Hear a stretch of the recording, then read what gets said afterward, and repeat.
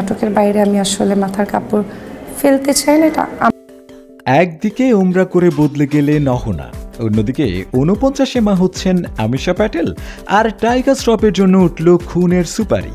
বলিউড বাংলা মিলিয়ে এখন চারদিকে হইচই। একসময় যাকে ছাড়া টিভির পর্দা কল্পনা করা যেত না, যিনি শাকিব খানের সঙ্গে স্ক্রিন শেয়ার করে বাজিমাত করেছিলেন, সেই অহনা রহমান কি এবার সত্যি বিদায় নিচ্ছেন মিডিয়া থেকে? হ্যাঁ, ক্যারিয়ারের চূড়ায় থাকা এই অভিনেত্রী নিজেই জানিয়েছেন 2025 থেকে ধীরে ধীরে বিদায় নেবেন মিডিয়া দুনিয়া থেকে। তবে সবচেয়ে বেশি আলোচনায় এসেছে তার লুকের পরিবর্তন। ওমরা পালন করে দেশে ফেরার পর বোরকা আর হিজাবেই নিজেকে খুঁজে পেয়েছেন অহনা। তিনি নিজেই বলেন, নাটকের বাইরে হিজাব খুলতে চাই না, সাক্ষাৎকার দিলেও মাথায় কাপড় রাখি, এটা আমার ব্যক্তিগত পছন্দ, কিন্তু নেট পাড়ায় কি আর শান্তি মেলে?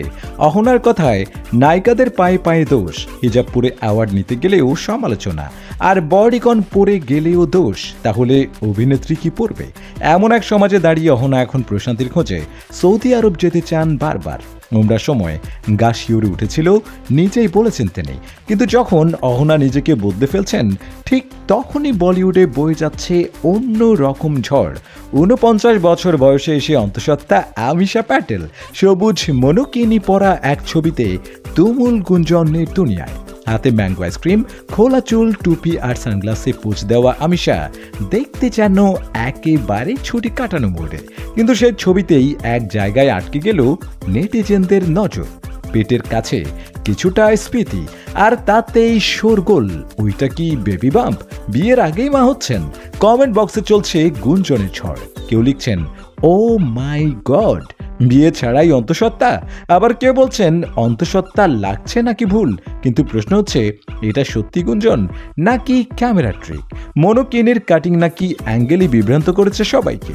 আমিশা প্যাটেল এখনো পর্যন্ত একটাও শব্দ বলেননি। তিনি যেমন ট্রোল এড়িয়ে চলেন, এবারও নিশ্চুপ। তাহলে সত্যি কি নতুন চ্যাপ্টার শুরু হতে চলেছে আমিশার জীবনে, নাকি এটা শুধুই গসিপ? তুমি বলো, ছবিটা দেখে তোমার কি মনে হয়েছে? বেবি বাম্প না বিভ্রান্তিকর ফ্রেম? এমন ভাইরাল বলিউড গসিপ পেতে চোখ রাখো রিয়েল টক ভিডিওতে। আর ভিডিওটা ভালো লাগলে লাইক, শেয়ার আর কমেন্ট করতেই ভুলো না। আর ঠিক এইসব গসিপের মধ্যেই বলিউডে আবার হানা দিল মৃত্যুর ছায়া। সালমান খানের পর এবার নিশানায় টাইগার শ্রফ। মাত্র 2 লক্ষ টাকার সুপারি একজনকে দেওয়া হয়েছে অভিনেতাকে খুন করার বরাত। আর এই চাঞ্চল্যকর খবর এসেছে পুলিশের কাছে ফোন করে এক ব্যক্তি জানালো তাকে অস্ত্র দেওয়া হয়েছে, টাইগার শ্রফকে মেরে ফেলতে বলা হয়েছে। পুলিশ শুনে হতবাক, কিন্তু আর সময় নষ্ট না করে তড়িঘড়ি নিরাপত্তা বাড়িয়ে দেয় টাইগারের বাড়ি ও শুটিং লোকেশনে। কিন্তু কে এই ব্যক্তি? তদন্তে উঠে এলো নাম মনীষ কুমার সুজিন্দর সিং। ফোন করেছে পাঞ্জাব থেকে, বলেছে তার উপর চাপ রয়েছে টাইগারকে খুন করার। কিন্তু আসল চমক তখনই, জিজ্ঞাসাবাদে সে নিজে জানালো সবটা ছিল বানানো গল্প, না অস্ত্র না সুপারি, সবটাই মন গড়া।